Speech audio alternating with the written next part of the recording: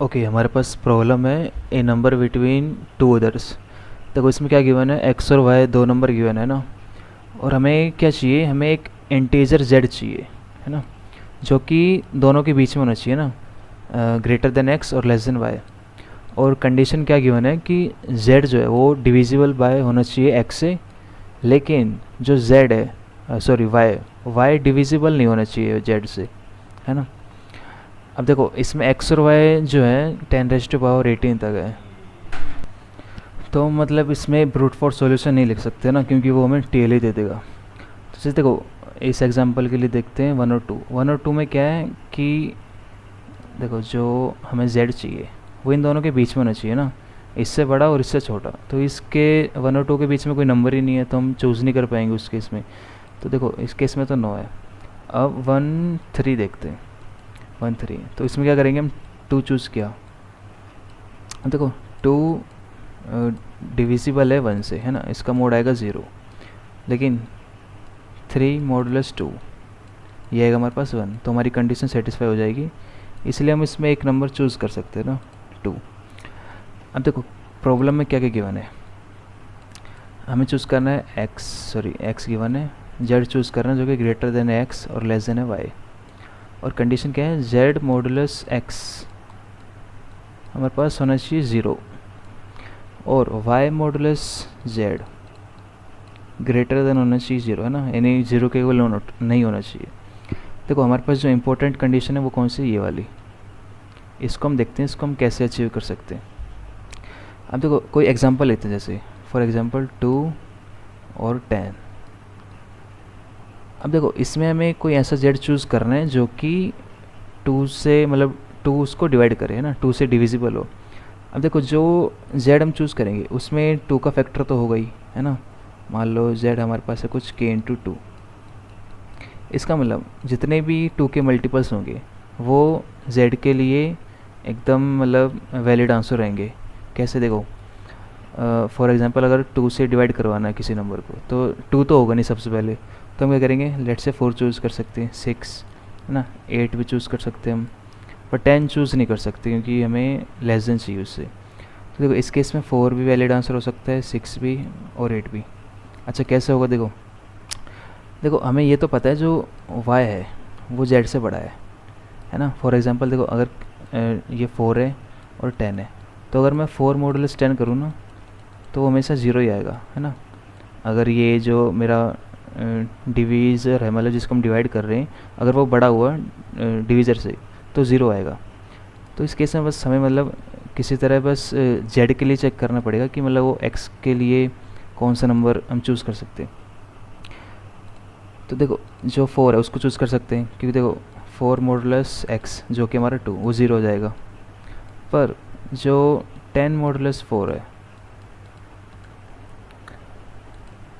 वो हमारा आएगा ग्रेटर देन 0, है ना, 10 मॉडुलस 4 ग्रेटर देन 0।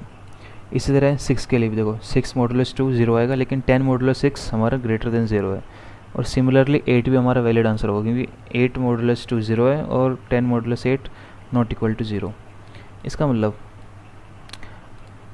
मैं कह सकता हूँ कि लेट्स से हम एग्जांपल लेते हैं, ओके, और 5 और 32। अब देखो जो फिजिबल वैलिड मतलब वैलिड नंबर्स रहेंगे वो कौन से रहेंगे, जो जिसके अंदर 5 का मल्टीपल होगा, है ना। जेड हम कौन कौन से चूज़ कर सकते हैं, देखो जेड 5 तो चूज़ नहीं कर सकते क्योंकि हमें ग्रेटर देन चाहिए। तो सबसे पहले आएगा 10, फिर 15, फिर आएगा 20, फिर 25, फिर आएगा 30। तो देखो 10 मॉडुलस 5 0 ये सारे हमारे वैलिड आंसर हो सकते हैं, है ना, ऑब्वियसली, क्योंकि देखो चेक कर सकते हैं इसको कि 10 मॉडुलस 5 0 है, पर लेकिन 32 मॉडुलस 10 वो 0 नहीं है। अच्छा अगर यहाँ पर 30 होता तो देखो इस केस में ये तो वैलिड नहीं होता, है ना, क्योंकि 30 मॉडुलस 10 0 हो जाएगा। पर अगर 15 को देखें तो 15 मॉडुलस 5 0 है और 30 मॉडुलस 15 वो भी 0 है, तो ये भी वैलिड नहीं होगा। और 20 को देखें तो 20 तो ऑब्वियसली 5 का मल्टीपल है, तो ये तो वैलिड होगा। और 30 के लिए देखें तो ये रिमाइंडर इसका ग्रेटर देन 0 है ना, 0 नहीं आएगा, तो यानी ये हमारे पास वैलिड है। इसी तरह ये भी वैलिड हो जाएगा, पर ये वैलिड नहीं होगा क्योंकि ये 30 को डिवाइड कर देगा, है ना। तो इसका मतलब देखो हमें 2 नंबर तो मिल ही गए। अच्छा हम एक काम करते हैं, अब 30 को डिक्रीज़ करते हैं, है ना। हम क्या करते हैं, एक सेकेंड,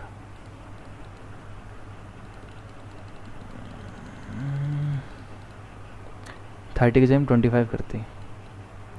अब देखो 25 में क्या होगा, 25 में ये होगा कि जो 30 को डिवाइड कर रहे थे वो 25 को डिवाइड नहीं कर पाएंगे। कौन कौन से नंबर, ये 15 और 10, ये भी वैलिड हो जाएंगे हमारे पास, है ना। पर ये इनवैलिड हो जाएगा, ये वैलिड, ये वैलिड। हम क्या करते हैं, इसको डिक्रीज़ करते हैं फर्दर 20। तो देखो इस केस में 25 तो होगा ही नहीं, और ये 20 भी हमारा वैलिड नंबर नहीं होगा, क्योंकि इस केस में 10 और 15 वैलिड रहेंगे ना, क्योंकि 10 मॉडुलस 50, 15 मॉडुलस 50, लेकिन 20 मॉडुलस 10 0 हो जाएगा, तो ये वाला नंबर नहीं आएगा, पर 15 आ जाएगा हमारा, है ना। तो देखो एक नंबर तो अभी भी है। अब क्या करते हैं, इसको और फर्दर डिक्रीज़ करते हैं एक बार, 15। अब 15 है, तो देखो 15 में क्या होगा, 15 तो नहीं आएगा, है ना, क्योंकि 15 को डिवाइड कर देगा, ये x है हमारा और ये y है, तो 15 तो मतलब y को डिवाइड कर देगा, पर 10 15 को डिवाइड नहीं कर पाएगा, है ना। तो इस केस में अभी भी एक आंसर है हमारे पास। अब देखो हमारा आंसर डिक्रीज़ हो रहा है स्लोली स्लोली, है ना, पर अभी तक हमें एक आंसर मिल चुका है ना, मतलब हर केस में एक आंसर तो मिल ही रहा है। तो अब हम डिक्रीज़ करते हैं, और अब हम इसको करते थे 10। देखो 10 करती है, अब देखते हैं तो 10 करती क्या होगा, देखो 5 के मल्टीपल मिलेंगे नहीं हमें, क्यों, क्योंकि देखो 5 का मल्टीपल अगला 10 है, और 5 और 10 तो हम चूज़ नहीं कर सकते ना, क्योंकि हमें स्ट्रिक्टली ग्रेटर देन और लेस देन चाहिए। तो इसका मतलब अगर आपने केयरफुली नोटिस किया हो कि देखो 5 6 7 8 9 10, हमारा x था 5, है ना, और y था 10, और हमारे पास जो वैलिड नंबर्स हैं वो कौन कौन से हैं, 6 7 8 9, है ना। जो कि देखो हमें 5 का अगर मल्टीपल चाहिए तो 5 और नेक्स्ट 10 होगा। अगर मैं कहता कि यहाँ पे 11 होता y, है ना, तो मेरा ये वैलिड होता, क्यों, क्योंकि देखो y 11 करती मेरा आंसर जो होता है 10 हो जाता, क्योंकि 10 मॉडुलस 5 0 हो जाता, पर 11 को जो है 10 डिवाइड नहीं कर पाता, है ना, क्योंकि उसके लिए नेक्स्ट मल्टीपल फिर 20 चाहिए होता, है ना। अगर सॉरी 15, हाँ 20 चाहिए होता, और 20 के केस में क्या करते, 15 चूज़ कर लेते। इसका मतलब देखो, इसका मतलब ये है कि जो 5 का मल्टीपल है वो कब मिलेगा, वो मिलेगा 5 नंबर्स के बाद, है ना। 5 आया, फिर 5 नंबर्स ये, फिर आया 10। तो इसका मतलब अगर हमारा गैप ही इतने 5 से कम है ना, क्योंकि देखो गैप कितना है हमारा 4 इन दोनों के बीच का, 10 -5 -1 जो कि है 4, तो हम इसमें से चूज़ कर ही नहीं पाएंगे, है ना, क्योंकि कम से कम देखो अगर मान लो नंबर 11 होता तो हम सिंपली क्या चूज़ करते, 10 चूज़ कर लेते। बट अभी हमारे पास मल्टीपल चूज़ करने के लिए कम से कम 5 से तो मतलब 5 से तो बड़े गैप होना चाहिए ना उस नंबर्स के बीच में। फॉर एग्ज़ाम्पल देखो हमने देखा यहाँ पे, अच्छा लेट्स से एक और एग्जांपल लेते हैं 3। तो अगर 9 है तो इनका गैप कितना है 6। इसका मतलब हमारे पास नंबर कौन कौन से आएंगे, 4 5 6 7 और 8, और 3 के मल्टीपल कौन कौन से हैं, 6। तो इसका मतलब 6 हमारा z बन सकता है ना, क्यों, क्योंकि देखो 6 मॉडुलस 3 0, लेकिन 9 मॉडुलस 6 हमारा 0 नहीं आएगा। अब क्या करते हैं, हम इसको डिक्रीज़ करते हैं। लेट्स से मैं कहता हूँ कि इसको कर दिया मैंने 7।